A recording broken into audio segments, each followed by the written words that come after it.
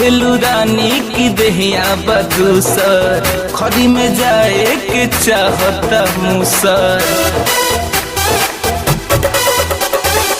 कहेलू रानी की देहिया बदूसर, खड़ी में जाए के चाहता मूसर। कहिया ले काम चलाई ये रानी बोला हाथे हिला के, ए रानी बोला हाथे हिला के, ए रानी अब खटिया बिछा के, ए रानी बोला हाथे हिला के, ए रानी अब खटिया बिछा के।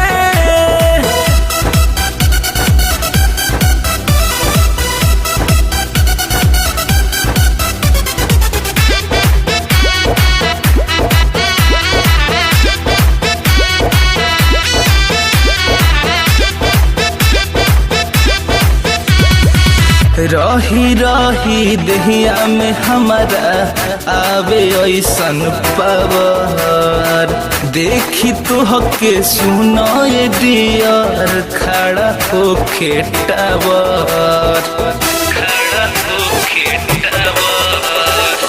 रही रही दहिया में हमारा आवे ऐसन पावर, देखी तो हके सुनो ये डियर खड़ा होके टावर।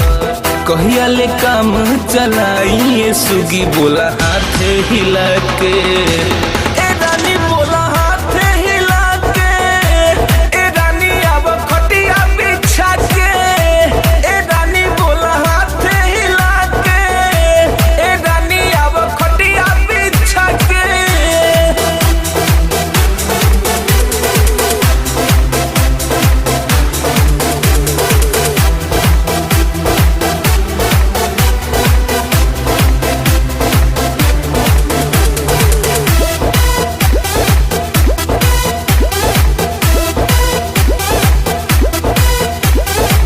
काहे बुझत नहीं खुए डार्लिंग धासु के मजबूरी, कैसन में हर मिलल तोहके कहे सारंगपुरी, कहे सारंगपुरी।